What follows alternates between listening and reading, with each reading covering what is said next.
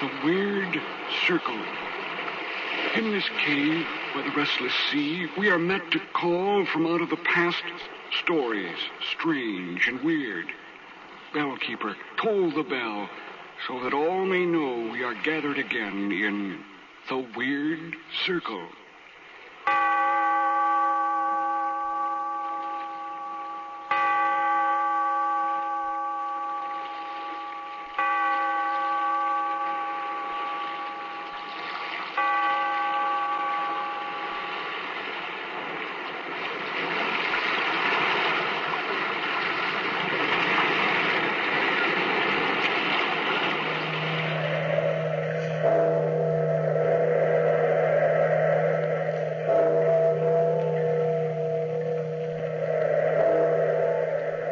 Out of the past, phantoms of a world gone by, speak again the immortal tale, Frankenstein.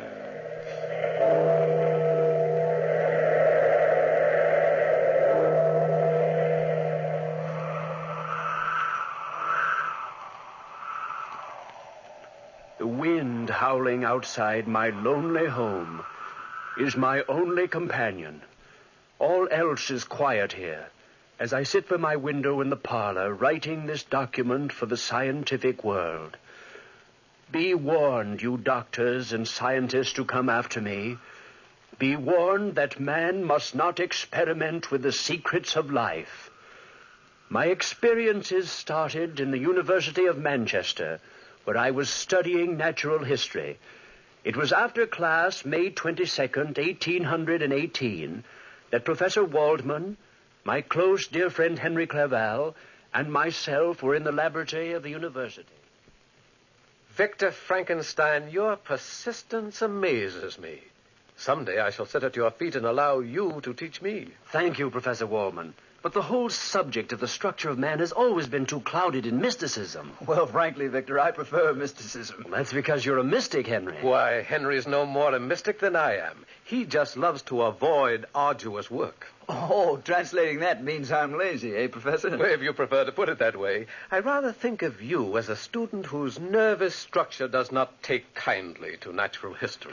The professor's kinder to you than you are to yourself, Henry. Well, if I worked as hard as you do, Victor, I should probably wear that same gaunt, sleepless look that you carry about. Well, my experiment will be finished tonight. And then I'll manage the 8 hours sleep that other men manage. The secret experiment will be finished tonight, huh? Oh, then will you tell us just exactly what you're doing in the basement at home? I'll tell the entire world. As a matter of fact, I stayed after class this afternoon, Professor Waldman, to ask you to join me this evening in the basement of our place to watch the completion of my work. Oh. Well, how about me? I don't think I dare invite more than one, Henry. And the professor is more interested in this type of procedure than you are. I shall be delighted, Victor. Just the best friend who never knows what's going on in his own home, that's all. It's not that, Henry. But I thought you'd entertain Elizabeth for me, while the professor and I were at work. Entertaining Elizabeth will be a delightful favor, old boy. You know, I think you trust me too much with her. Have you ever met Victor's fiancée, Professor Waldman? She's one of the most charming... Yes, Elizabeth was one of the most charming, beautiful women I'd ever known. I had been in love with her from childhood, but even my love for Elizabeth couldn't dim my passionate zeal for the work I was doing. It was 8 o'clock that evening. Henry, Elizabeth, and I were seated in the parlor. Elizabeth was saying... I'll be so glad, Victor, darling, when all this is over. If you only knew how tired you look. The minute my work is done, successfully or unsuccessfully, I promise you, Elizabeth, we'll be married and off to Switzerland before Henry has time to lock up this place. But first, we find out about the secret in the basement. Henry's being eaten up by curiosity. I don't blame him. I'm suffering pangs of what's it all about, too. Well, you'll both know soon. I wonder where Professor Waldman is. He's late. He'll be here soon, Victor. Stop pacing the floor, sweetheart. I think I'll start my work downstairs. Send the professor down when he arrives, will you, darling? We'll come down ourselves and take a look around. Or will I turn into a pillar of salt for peeking? Nobody ever turned into a pillar of salt for peeking, Beth. It was for looking back. Oh, nothing like a good practical working knowledge of the Bible for scientific experiments. It starts the night off right. Yes, I thought jokingly of that paragraph from the Bible then. And she was turned into a pillar of salt. But what about a man who looks back? There is no ready reference for him or for me. I went downstairs to my laboratory at a little past 8, opened the door, and started to tinker around to pass the time more quickly. My every sense was alive, taut, waiting, with the sense of what was to come. I heard a knock on the side door, which led me from my laboratory directly into the forest, which bordered Manchester. I looked out and... Good evening, Victor. Oh, did Elizabeth tell you to come down this way, Professor? No, I found the entrance to your laboratory quite by myself. I help you with your coat, sir? No. You proceed with your work. Nothing like trivialities to annoy a scientist at work. There we are. Oh, follow me, Professor, into the back room, and you'll see for yourself what this is all about. Well, I feel that I'm in for a most exhilarating evening. I wish I had more students fashioned in your mold, Victor. Well, Professor, here is my... Why, what's this? A full-sized replica of a man. Yes, only he isn't full-sized. He's fashioned on a grander scale. I should say this creature standing up would be approximately 8 feet 2 inches tall. Well, you should have been an artist, Victor. He's a perfect reproduction. What did you make him out of? Wood? Clay? Animal flesh. Flesh? Feel him. Oh, feels like the body of a dead man. Or the body of a man who hasn't as yet been brought to life. This body is complete in every detail. Heart, lungs, teeth. Even the fine nervous system. Oh, it's interesting. Yes, interesting. How about the brain cells? Yes, adult brain cells. I think he's quite handsome, don't you? Well, each man to his own taste. He's the best reproduction of a man I've ever seen, but actually his face is hideous. As a plastic surgeon, my dear Victor, I'm afraid I can't give you much credit. Well, what do you intend to do with this hulk? Do you see this fluid here in the test tube? Yes. I filled a hypodermic needle with it. And now I'm going to inject the full 8 ounces into the vein, directly above his heart. But why? Watch. You see, Professor, quite by accident, I stumbled on the secret of life. I've been bringing small one-cell creatures to life for quite some time. The secret of life? Within 30 seconds, after this injection, this creature will live.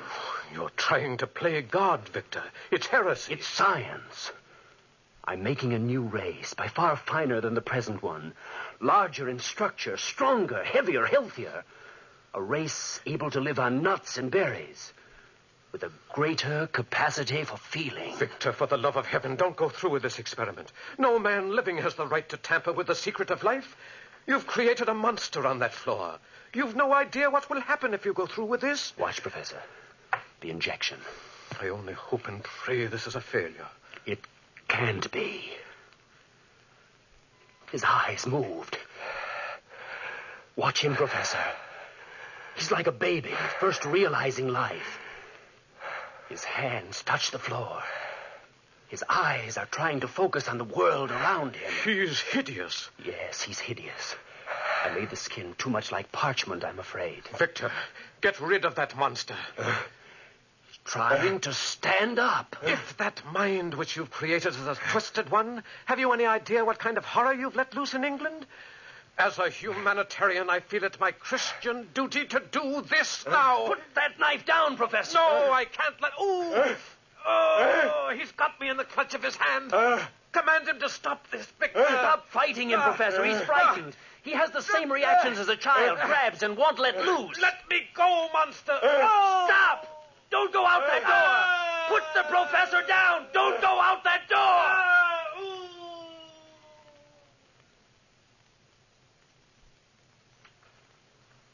The monster left my laboratory through the side entrance into the forest, carrying the incredibly mangled body of the professor with him. I rushed out of my laboratory after him, but the creature was faster than I, and he disappeared from view. I returned to my laboratory and destroyed all evidence of the creature's manufacture. I burned the blueprints from which I had made his body. Then, carefully, I locked my laboratory and went upstairs to join Henry Clerval and Elizabeth. I must have looked wild-eyed as I entered the room. Henry, that's most amusing. You tell the best anecdotes in all of England. Oh, you flatter me, Elizabeth. Oh, Victor, you're through sooner than we expected. Darling, what's the matter? Didn't the professor show up? Nothing's the matter. My experiment was a failure. Oh. But the professor... He never showed up. Beth, Henry, I want to go away. Of course, darling, we will, as soon as Henry can get the house locked up. I don't want to wait. I want to leave at once, tonight. Please, tonight, Beth. We can get married before we cross the channel and then go to Switzerland. But it's almost midnight now, darling. What's the difference? Please, Beth, if you love me. But why tonight, Victor? Henry, you've no idea what I've been through. I have to get away at once. Of course, darling, if you insist. Anything you want. And we'll be married before daylight. Darling, darling, Beth. I know a little minister whom we can awaken. And so Beth and I were married that evening in a little chapel on the coast. Then the three of us fled to Bern, Switzerland. I refused to have anything to do with the civilized world. No newspapers, no word of home. Just the peace and quiet of the Swiss mountains. Henry and Elizabeth both tried to learn of the events which had occurred in my laboratory that evening. But I never broke my silence on that subject. After the first tries, they refrained from asking me about it again. It was in the middle of the 4th month of our visit when Henry and I were sitting on the terrace of the little house in the mountain. Beth was out picking berries when Henry suddenly... Victor, I'm your closest friend. I've tried to keep silent about... Well, Victor, the day after we left England, I bought a newspaper. Did you, Henry? Yes, I saw this clipping on the front page. I couldn't very well miss it. What clipping? This one. The horribly mangled remains of Professor Waldman was found on Beekman Hill. The identity of the unknown murderer is being sought by Scotland Yard. Poor Professor Waldman. I'd no idea. Hadn't you? No. What are you trying to say to me, Henry? You're leaving England so suddenly that very night. Your fear of being discovered, the secret experiment. Well, it all seemed to add up to some kind of strange connection with this clipping. Now, if you're in trouble, Victor, you can depend on me. I'll stay by your side. I'm not in trouble. I'm just tired, terribly tired. And you know nothing of the professor? Absolutely nothing. He didn't come to our chateau that evening. I told you he didn't then. Stop questioning me. Victor! Victor! We're out here, Beth. Oh, I've just had a horrible experience. Oh, darling, I'm so glad to see you. You're pale, Beth. Sit down right here next to me. Well, what happened, Beth? Well, I was walking in the woods not far from here when I looked up and saw... Well, I saw a man. Sort of a man standing over me. Well, men aren't so bad. That is, if you happen to know the right ones. And you do. I'm not joshing, Henry. He wasn't exactly a man. He was twice the height of anyone I've ever seen. And his skin looked like dried parchment. It's incredible, but I think I've seen a monster. Monster? Yes, I ran away. He didn't follow me. He just stared after me, watching me. You do believe me, don't you? A monster stared after you? Look, Henry. Victor, through the trees right out there. Look! There he is again!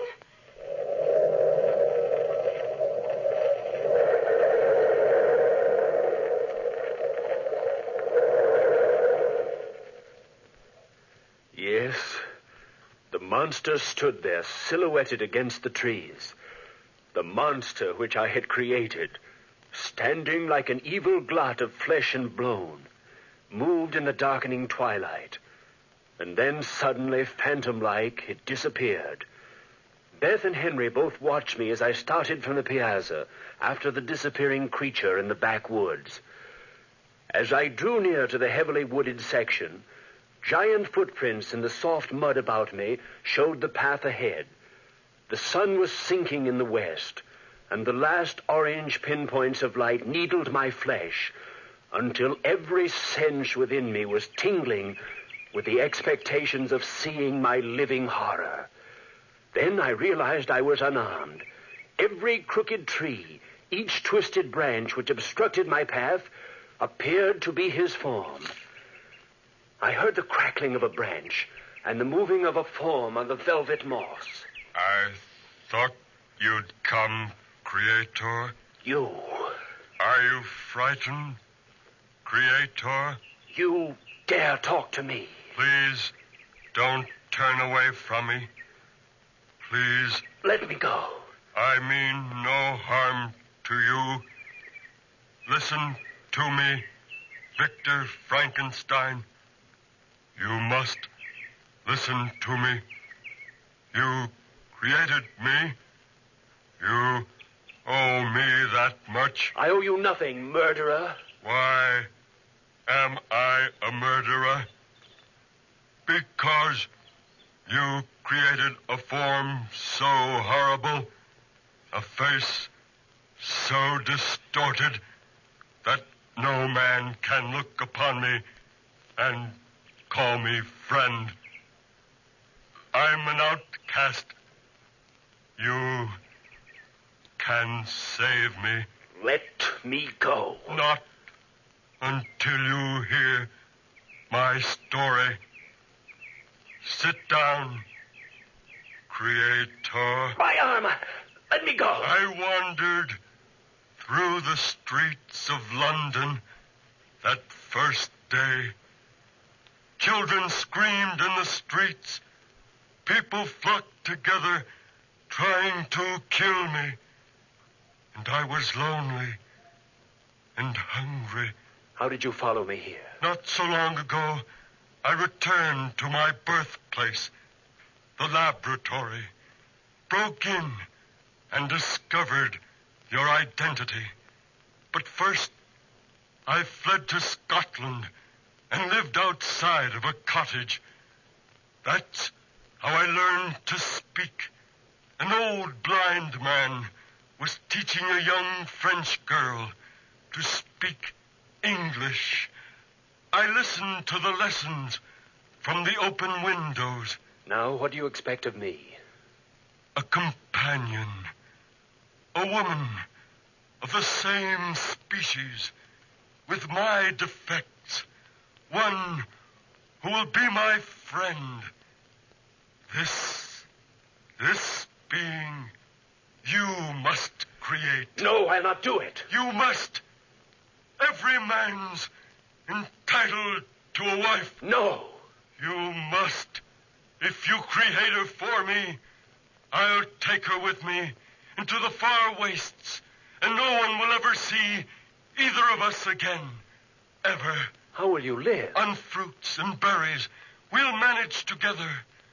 Please, you can't deny me this. A maid. A monster's maid. You will? You will. I swear, I'll never harm another human. Never create her.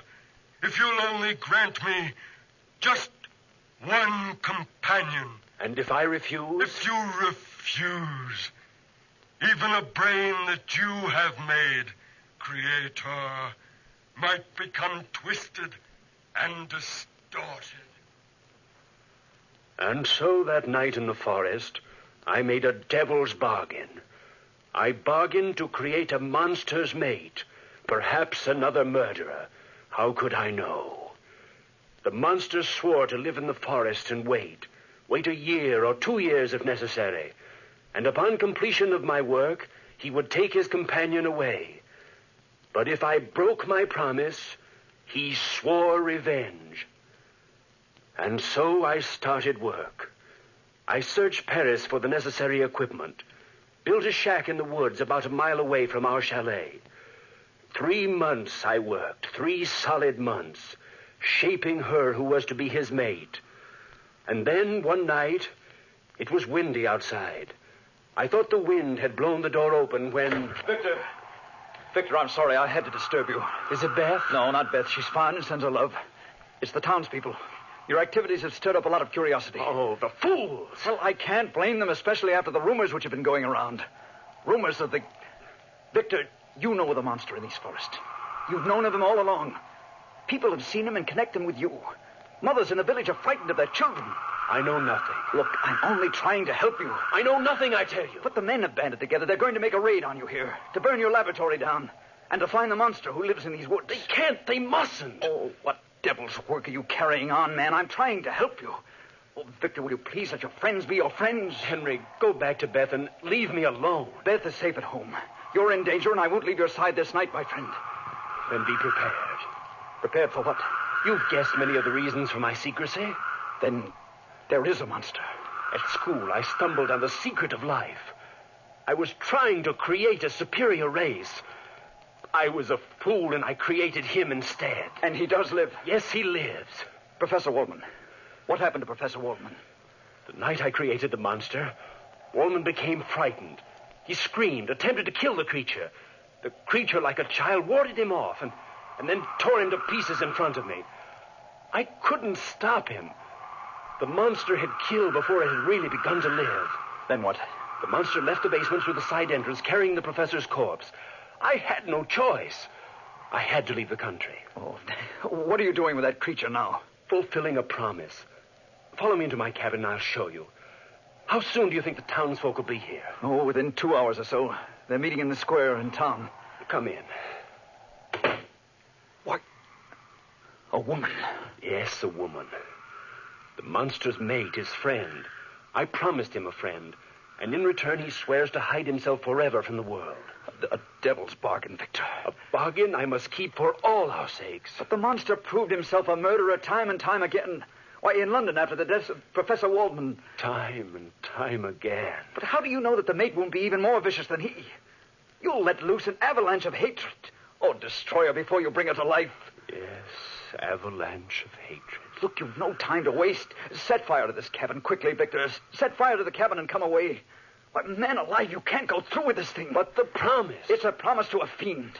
He'll be your death and ours, Victor. Oh, hurry, man, hurry, if you've any love for Beth. I've been insane with grief and fear for Beth and you. Go back to Beth, Henry, at once and wait for me. And you? I'll set fire to the cabin as soon as I destroy my books. I'll join you later. Well, hurry, friend. We'll meet you home as soon as you can make it. For 1 full hour, I worked feverishly. I soaked the shack in oil, and then taking a taper from the vase, I lit the fire. The fire started quickly. I placed my books in the very center of the room, and then opened the door of my shack. The experiment was at an end, and I felt free. The monster's mate would never live. I walked out, and then I saw him, his face contorted with rage. Ah! My wife! My only dead devil friend! Ah! My only dead! I knew then what was in his mind as he raced through the forest in front of me. The blazing shack was a beacon of light, and I saw his huge, misshapen form outdistance me, far outdistance me. He was faster than I, taller than I, and covered more territory. Racing, running blindly through the forest, I reached my home. The door of my home was flung open. Henry, mutilated and torn, stumbled blindly toward me. Victor, the monster. Henry, what? I tried to, Victor. Henry, you. Beth, no. Upstairs. Beth, I'm coming, darling, I'm coming. I'm coming upstairs. I'm coming, darling, I'm coming. If you kill her, Beth,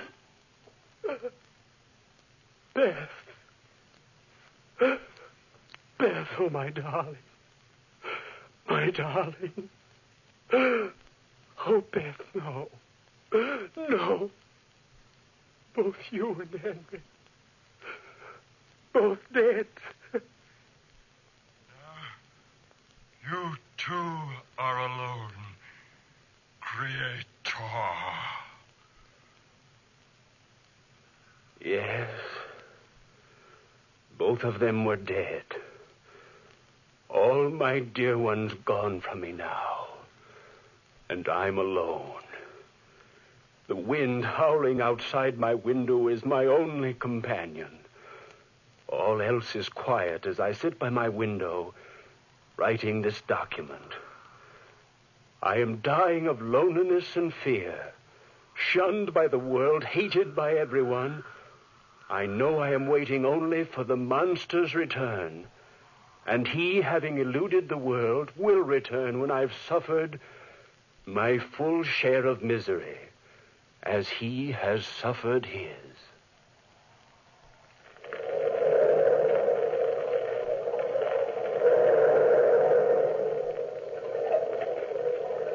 From the time-worn pages of the past, we have brought you the story Frankenstein. Bellkeeper, toll the bell.